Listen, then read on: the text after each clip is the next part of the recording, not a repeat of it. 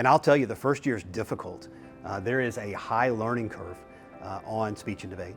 And what I've noticed with the newer families is it takes a little while for them to understand the benefits that come from being involved in speech and debate.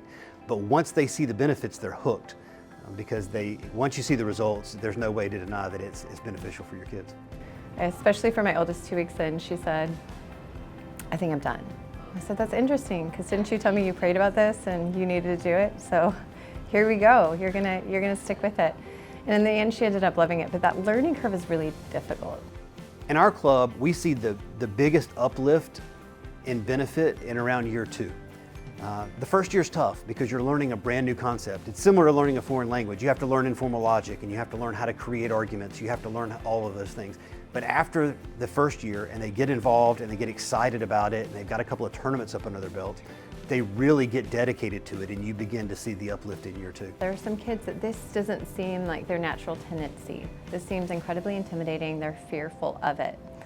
And I think that process takes patience, just as it would with any one of us. If we're fearful about something, we have to approach it many different times to realize we're safe and we can do it. We can accomplish this. And so it's very similar for these kids coming in and they're not sure. And most of the time it's this fear of looking like they can't or failing. This is one of the primary things that they overcome in Stoa, is that failure isn't really a failure. Anytime, say for instance, they go into a round and they lose, it's actually a gain because they've gained experience, they've gained knowledge, they've gained an idea of what to do next time. But I always look forward to the students that are on the path in front of you, and they're great models. And I think if parents can see that and they can see where it's going to end up, then you can stay the course. It is difficult, there is discouragement, but part of life is overcoming discouragement. And I think what we teach, especially in Stoa, is that Christ is the goal.